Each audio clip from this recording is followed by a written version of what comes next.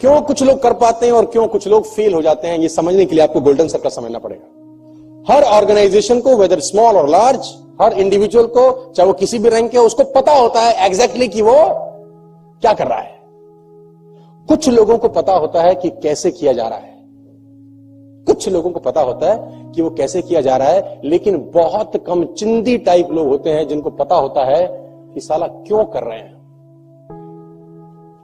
बहुत कम लोग होते हैं जिनको पता होता है कि हम क्यों कर रहे हैं। मैं आपको एक व्यक्ति का नाम बताऊंगा और आप मुझे बताइए कि आप उसको जानते हैं क्या। राइट ब्रदर्स को आप जानते हैं? राइट ब्रदर्स को जानते हैं आप?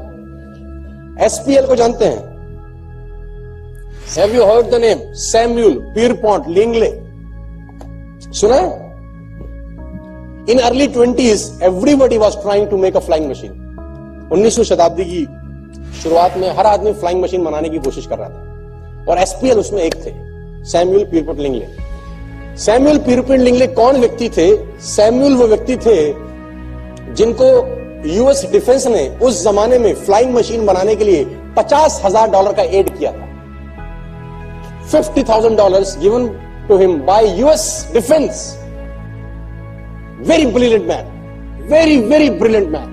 और आप जानते हैं कि वो कहां काम करते थे? आप जान के हैरान हो जाएंगे। हार्वर्ड में थे सर, हार्वर्ड में। तो हार्वर्ड का पढ़ा हुआ व्यक्ति कैसा होगा? जबरदस्त होगा। $50,000 उस जमाने में दिए गए सैमुअल को फॉर अ फ्लाइंग मशीन। पूरी दुनिया में उसी की चर्चा थी जिसका नाम था सैमुअल। और जानते हैं क्या, आप में से किसी ने उसका नाम नहीं सुना। और उससे कुछ मील दूर ऑरविल और विल्बर ब्रदर्स एकांत में बिना किसी के लाइमलाइट में आ गए, जहाज बनाने की प्रक्रिया में लगे हुए थे। ऑरविल विल्बर, दो भाई जिनको कोई नहीं जानता था, फंड्स नहीं थे, कोई कॉलेज डिग्री नहीं थी, और उनकी टीम में भी कोई ऐसा व्यक्ति नहीं था जिस पास कॉलेज का कोई डिग्री हो। No education, no funds, nothing. कोई मीडिया उनको कवर नहीं कर रहा था, कोई कुत्ता नहीं पूछ रहा था, लेकिन वो लगे हुए थे। मैं आपको बताना चाहता हूं इस बात के माध्यम से कि सैमुअल में और राइट ब्रदर्स में बेसिक फंडा क्या था, सफल और असफल लोगों में बेसिक फंडा क्या है। सैमुअल जहाज सिर्फ और सिर्फ रिच और फेमस होने के लिए बनाना चाहते थे, और ऑरविल और विल्बर इसलिए बनाना चाहते थे कि अगर हमने ये मशीन बना दी तो ये दुनिया को बदल सकती है।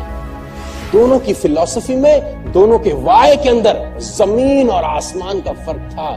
Finally on December 1903 Wright brothers टूक अ फ्लाइट। और आप जानते हैं कोई नहीं था उनको देखने के लिए। 5 से 6 दिन के बाद दुनिया को पता चला कि टेक ऑफ